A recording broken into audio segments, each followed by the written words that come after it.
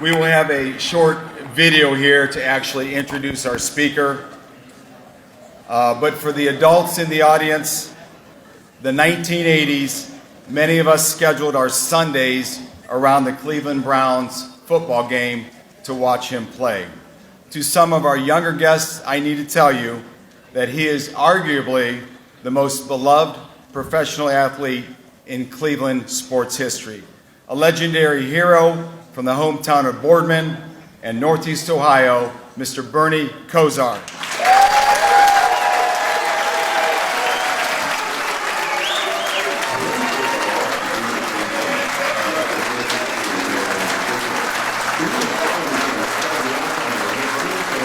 Well, it's an honor to be here. After following Sophia there, where's Sophia? Where are you sitting at? I got to meet her earlier, the kind of the VIP thing beforehand, and don't let anybody ever laugh at you again. From one quarterback to another, I still have a little bit of an ego, and I'm a little discouraged that your form and your mechanics on throwing the football looks way better than mine. You had a nice left-handed up here, proper angle, and none of that sidearm stuff that amounted to, I think, 4 surgeries and 2 pending surgeries more. That's really impressive. And even more impressive, I think, than playing was some of the stuff you said. And I'm not here pitching my book, Learning to Scramble, but if you're people that are old enough to remember when I played, I obviously was one of the slowest people that ever played. So scrambling wasn't my forte. And it's more about some of the cool life lessons that I've learned because I was so blessed to be able to play this wonderful sport of football. It's given me so many amazing opportunities to learn about things on the field that transfer off the field. So again, it's fantastic to be here today. I'm here with some good friends of mine. I got Scott, Stacy Balo with their sons, Micah and Noah. Anna's around here somewhere. A lot of you have met Anna and Steve, our scientists. We're actually working on some cool products that are sports related that I think in the future are going to help increase the wellness and overall effects of such a physical game like football. But I'm so honored to be here with my son and daughter, Joseph and Rebecca, today, especially at an event like this where there's so many high school, college, and youth kids here. I couldn't be any prouder of you guys. What you've done, how you conduct yourself, your pursuit of perfection, how you turned out despite having a father who's a little bit unique or different. Can't believe how basically good and normal you turned out. God bless you. Thank you for making me look so good. When I do events like this, a lot of times you get a lot of speeches and people talk at you. I don't really particularly enjoy talking at people. I like to talk with you. So I really was going to take a few questions if you have any. But while you're thinking of them, I wanted to mention a couple things. And it's so telling when I'm here today. And Coach got me really fired up with this talk about what lies ahead for you guys coming up for training camp in probably less than 72 hours. The Browns started practice on yesterday. Tomorrow is the first day of pads. And that's Sophia so eloquently reminded us of how, in such a physical, violent sport, how beautiful and important a day like that is. And I really, I know with adults here it's one thing, but I'm maybe like to mention a few things more targeted towards the young adults and to the kids in the youth sports here. You have so many choices today in life. And you get a lot of us older people that sometimes get up and talk to you about, you got it easy. It was really, you should have seen when I grew up. Me and Micah were joking about how I used to walk to school uphill 10 miles every day. I was terrible and all that. And you guys got it easy. And I actually think the opposite. I do think maybe material-wise, may have more things maybe than we had growing up, but from a social standpoint, with all the options and things out there, and I'm a kid who really didn't have a date till I was out of high school. You know, drinking, sex, drugs, alcohol, it really wasn't around me up till high school. Now you get a crash course when you go from northeastern Ohio to the University of Miami, especially in the 80s, so you get a crash course and you better grow up pretty damn quick. So I was really focused on and blessed to play sports. And sports taught me so much about life and discipline. And you know, you have so many options. You have so many things you could do. You hear about the video games and, oh, it's too hot and you don't want to be outside. My hat's off to you, and I really commend it to the self-discipline and commitment that you have to show to get up in the morning. My son flew up today. Got up at 5 o'clock and ran before getting on the plane. You guys could be sleeping in. You get on this weekend, you could be hanging out with your friends, you could be doing stuff, you're going to be getting up, you're going to be going to 2-a-days, you're going to be practicing. That discipline, that structure, that camaraderie, that teamwork that you learn to not only just think about yourself, but think about your brother or your sister on your left or your right, not letting them down. Having that commitment and that self-discipline to get up and do that is something that I find incredibly exciting to see people being able to do that. It may not appear to be fun while you're doing it, but trust me, it definitely pays off in the long run. And it's not easy to do. It's easy to talk about, but it's hard to do. And to be able to do it like you're doing, it's really impressive. And people say, well, you know, what do you remember about youth football? What do you played, I think I played 12 years in the NFL, played in a couple of big BCS bowl games, the Orange Bowl, the Fiesta Bowl, playoffs a lot, Super Bowl rings, and AFC and NFC championship games. And I promise you this, I remember every moment of my high school playing days. Football, basketball, baseball. 365 days a year, I had a sport that I was doing. And I remember to this day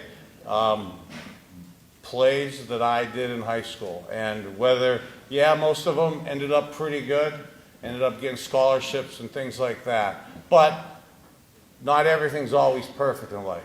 And how you handle good things is an important lesson to learn. Sometimes more important is how you handle adversity. I would love, especially for my kids, I tried so hard to make everything perfect, to make everything go as smooth as possible. I'm not sure that was maybe the right parenting technique, because as us adults probably tell you all too much, it isn't always perfect. And how you respond to the bumps in the road.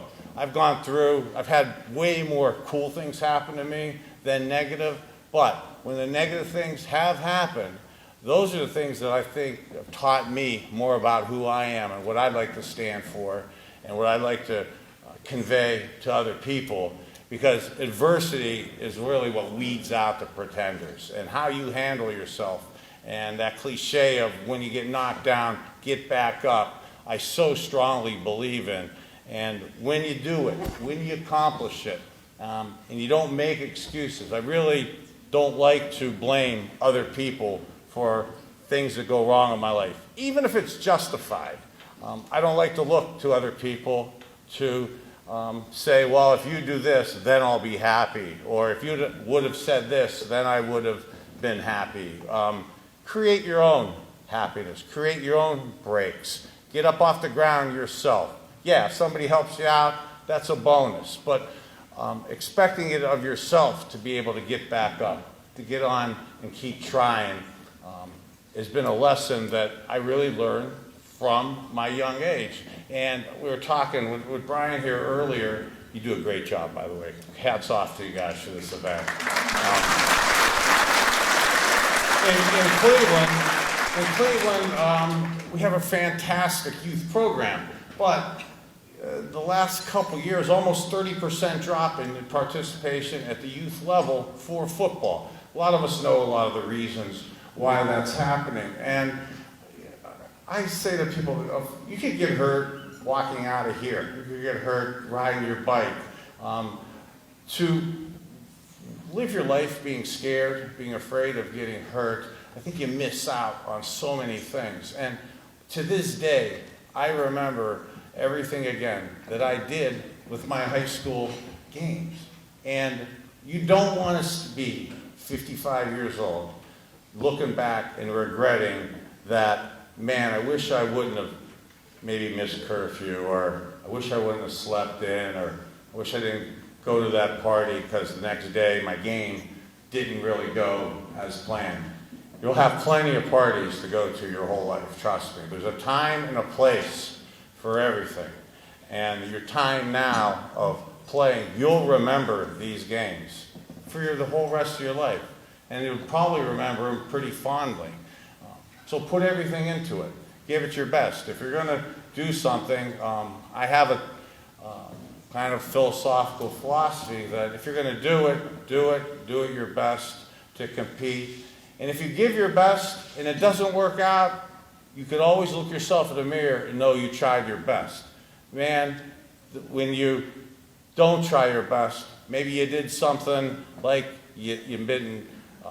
maybe you missed a meeting, late for a meeting, did something the night before, and maybe that affected the game, maybe it didn't affect it, but you don't know. You don't want, to me, you don't want those demons. You don't want those demons resonating within you.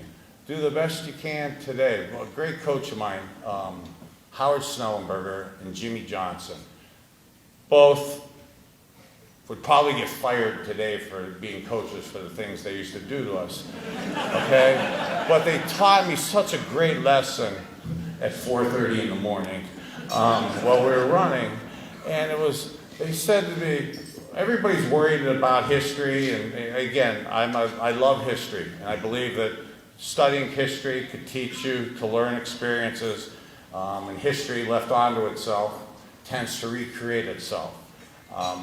But people want to sometimes live in the past, or they worry so much about the future. And some of my best coaches said to me, do the best you can today. Live in the present. Do the best you can today. If you maximize today and do everything you can today to get better, tomorrow will take care of itself. Do the best you can today, tomorrow will take care of itself. If you're always worrying about the future, you're worried about tomorrow, you miss the present. You miss the situation you're in. Do what you can today, because you can't. Tomorrow's not a given that you're going to get it, and tomorrow is a lot easier when you do the work today. You guys have any questions? Anything you want to talk about?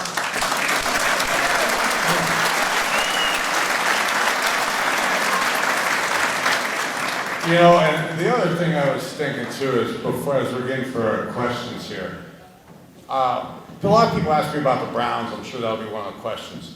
I'm not trying to be funny or mean, but we all know what the record was the last couple years.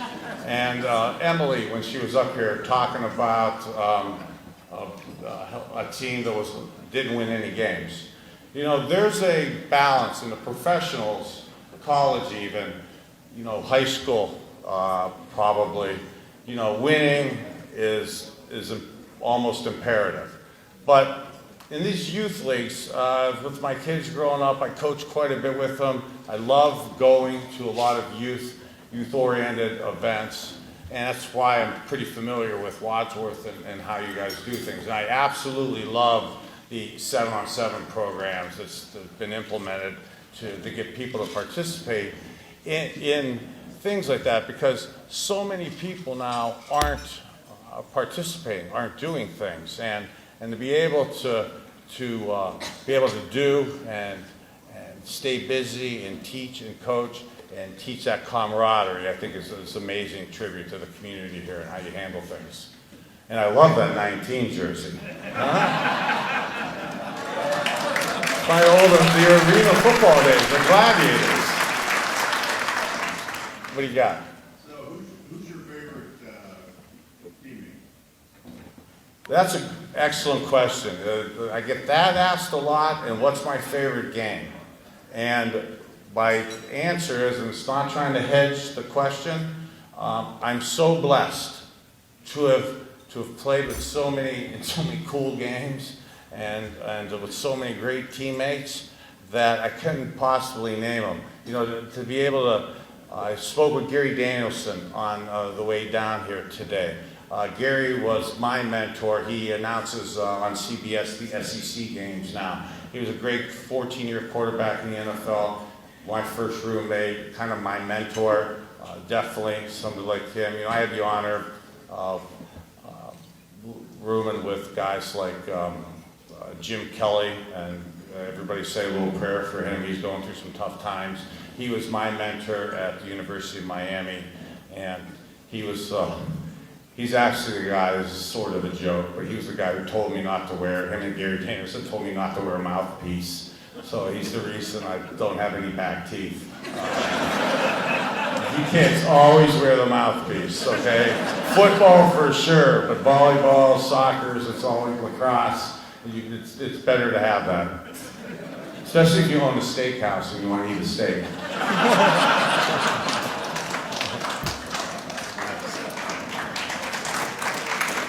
Yeah.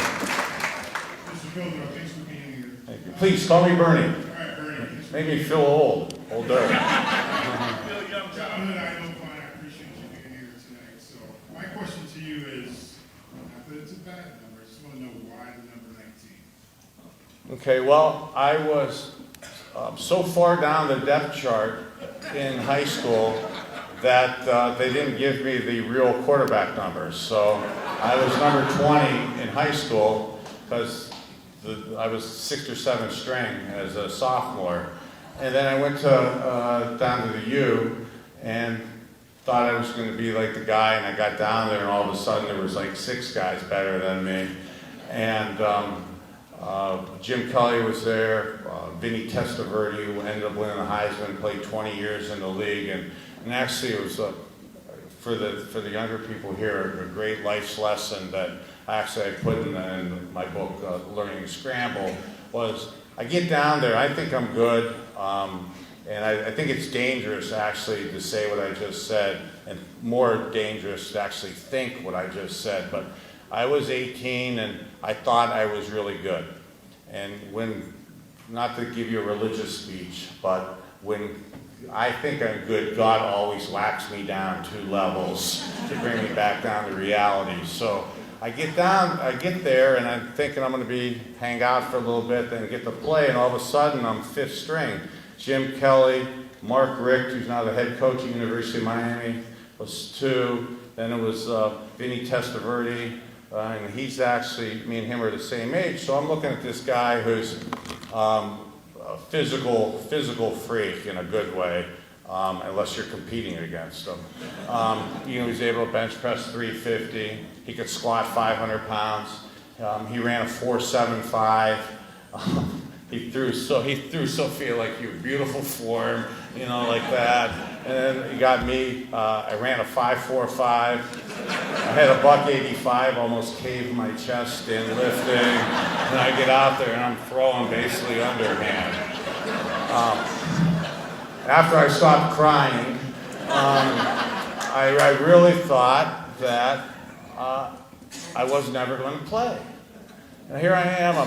I'm kind of a mommy's boy. I really love Northeast Ohio. I moved back here. I live here. Clay, I need your lawn service. I tried to come get you. I need you on my farm. I'm serious. I need your card before I go. But I wanted to quit. Basically, I wanted to quit, but I wanted to save face while I was quitting. And my kids know how I just hate quitters, and I hate quitting. And you don't have to try it, but if you try it, you need to try to do it, finish it, complete it, and do your best. So I go get up enough nerve to actually talk to the coach, and I said, Coach, you know, it's not looking good. You know, I don't want to spend 5 years backing up.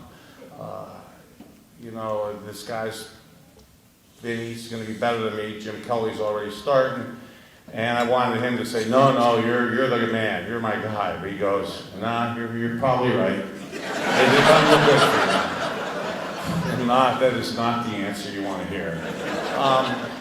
But then he went on to say, he goes, but you know what? You're looking at this just from a physical standpoint. There's a big mental component to the game and to life. And he goes, you got to find out, most importantly, what you're good at. And you maximize it. And he said, find out what you're not good at and try to minimize that. Be honest with yourself.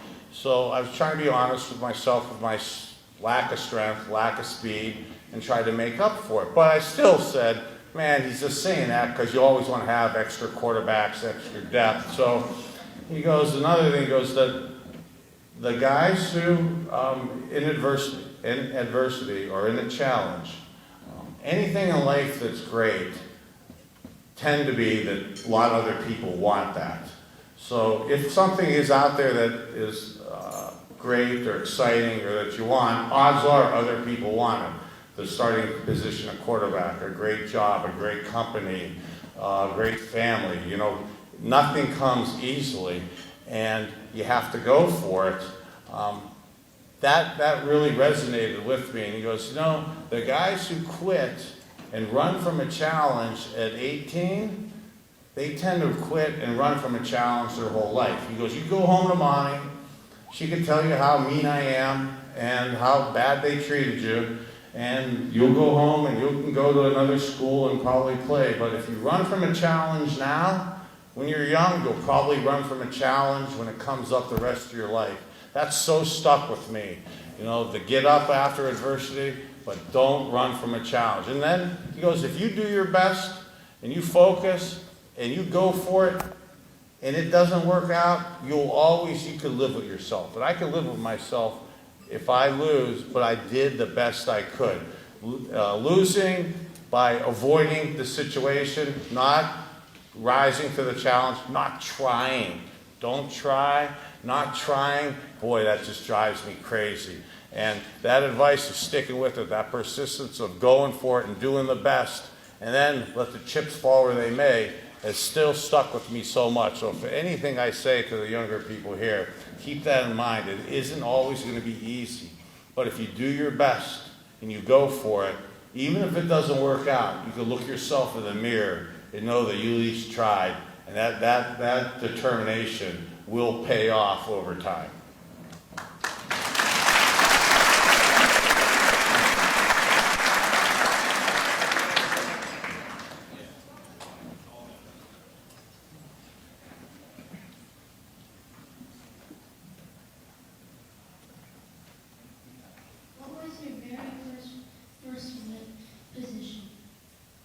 Ooh, I thought you were going to say, what was my very first play with the Browns? For the people laughing, they know that I gagged and I dropped the ball. Okay? What are you laughing for? That was a joke. Yeah, seriously, I come out, we got the ball on the minus 48-yard line, come out, coach, everyone's screaming, everyone's going crazy. I'm excited. We had a run-oriented team back then. Coach calls a nice my favorite play action pass, 20-yard comeback to the weak side of the field, and the coverage was perfect, the protection was perfect. The only problem was the young quarterback dropped it.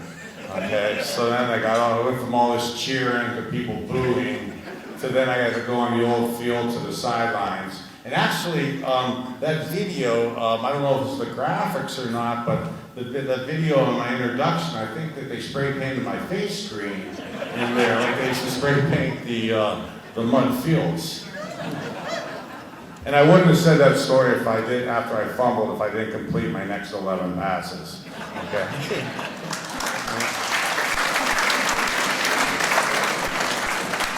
But my first position, because of my lack of strength and my lack of speed, if it wasn't for the quarterback position, I'd be homeless.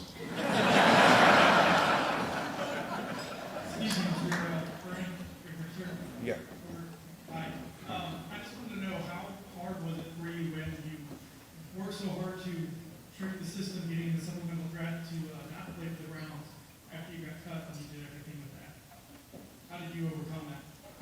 You know, again, back to like the Coach Snellenberger and the Vinny Testaverde, Jim Kelly story, that really does that resonate within me. So when negative situations come up, even tough ones like that, I try to positive think my way through it.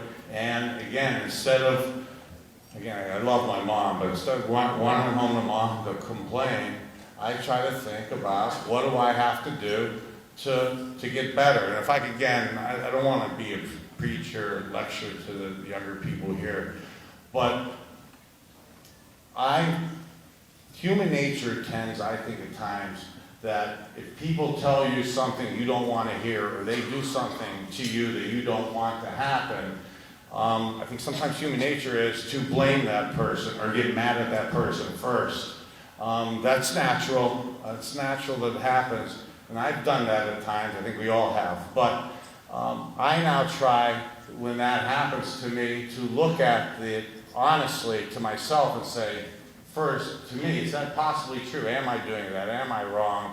And if I am, what am I going to do to not make it like that? So I try to just overcome it and move forward. Like when I got released from the Browns, I was telling somebody earlier, you know, we're 5-2, we're in first place. It wasn't a pretty 5-2 because we weren't very good, but somehow we won 5 games, and we're in first place, and you get released. You just don't expect it. And I really was crushed. But God, again, not to preach, but God works in interesting ways. And when you think, if you stay positive, and I kept working, and what I thought was the worst part of my life ended up being the best part of my life. You know, 2 days later, I had a choice between going to the Dolphins or to the Cowboys. Troy Aikman, unfortunately for him, was hurt, so I got a chance to come in on a team that was actually, they were like 3-4, and they were in like last place at the time, but they had won the Super Bowl the year before, and they were loaded on offense. So all of a sudden now, I go from a team that Browns, I don't think they won a game after I left. They won 1. So they ended up losing the rest of the games.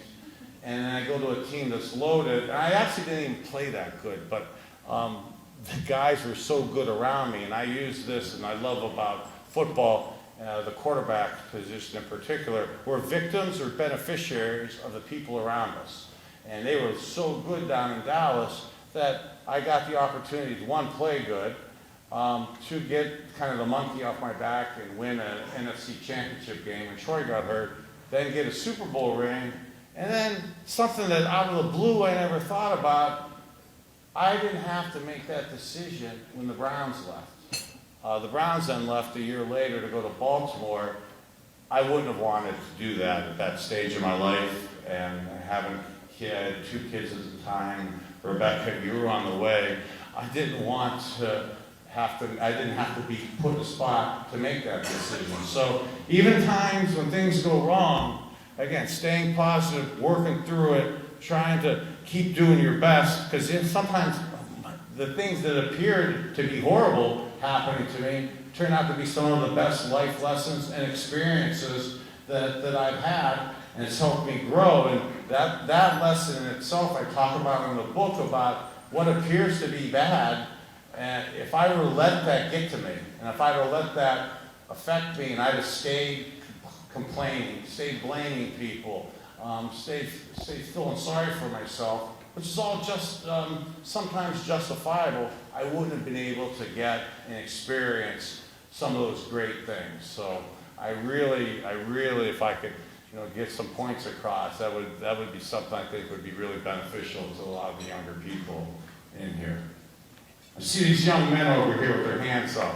You just wave them? Huh? You gonna throw a pass at me? You're waiting for me to go. Bernie, Yes. you're my first football and Browns love, and this is a serious question. Can you please forgive me for being born in Denver? Yeah, I don't know why they love me so much in Denver. I love you, boss. Thank you. For the All-Star game, do you take that practice or just playing around with the buddies? What's that? For the All-Star game, do you take that as practice or just playing with your buddies? I love playing at any of that. And unfortunately, the competition side of me likes to always win. And if I could actually say another thing, maybe more directed to the parents, the type of coaches that I have and my kind of belief in how you raise football and sports at the higher level, the pro levels, is pretty old school and pretty structured, pretty disciplined, pretty loud, pretty violent. But that's at another stage of it. You know, this youth, the youth sports and how we're doing it here in Wadsworth with the 7-on-7 leagues and the flag leagues, and the way that you're able to participate and more importantly, enjoy it. You know, I've watched so many, and I'm not picking on parents or anything, but I think we all have watched some parents that sometimes live vicariously through their kids. And the kids, especially when I think in that 6, 7, 8, 9, 10 range, 11, when you're starting to play, there's a balance between discipline and structure and winning. Because I do believe that you do have to talk about winning and trying to do your best. But there's a balance at that age of having fun and making sure that they continue playing, because not everybody's really cut out to do this at the high intense level. And I really believe that kind of the devil works with idle hands, and to be able to stay active and stay in a group, beautiful group sports where the camaraderie and teamwork, you watch over yourself, you compete, you practice, you work out together. I think that's a great thing, but especially at the younger ages, I really like how you make it fun, you know, for the younger kids to play. So they end up wanting to continue playing in high school and hopefully into college, or it materializes into maybe a college scholarship. But I've watched a lot of kids that in some other places, like where I grew up in Youngstown, there's some leagues that some of the kids are so gifted at 7, 8, 9 years old, but man, they were drilled on by some maybe overzealous coaches or overzealous parents, and by high school they just don't want to play, and then don't play, and I think that's a shame. So I kind of like how you guys do it, and I think it's evident by the participation and the numbers, and look at the amount of people here, the amount of people that show up when you start new programs. I think it's just awesome. Awesome. One more question? Okay, one more. Why did you throw sidearm? Why I throw sidearm? Well, again, when you run 5-4-5 and you can't outrun anybody, sometimes you got to throw around them and under them. And that was part of it. Ironically, with all the great medicine and all the great doctors that we had, I actually dislocated my shoulder when I was in like 9th or 10th grade, but just a little bit, and it wasn't diagnosed and then healed improperly. So I didn't actually figure that out. It wasn't found until my 11th year in the NFL. So I can now do this, but when I was your guys' age, I couldn't get my arm above here. So it led to me throwing sidearm, which, again, Sophia, that's why I saw your emotion. I have had forced elbow surgeries from throwing that. Those mechanics of throwing a football like that is not conducive to long-term health. Thank you, though. I appreciate it today. God bless you. Congratulations to everybody here. Go Browns.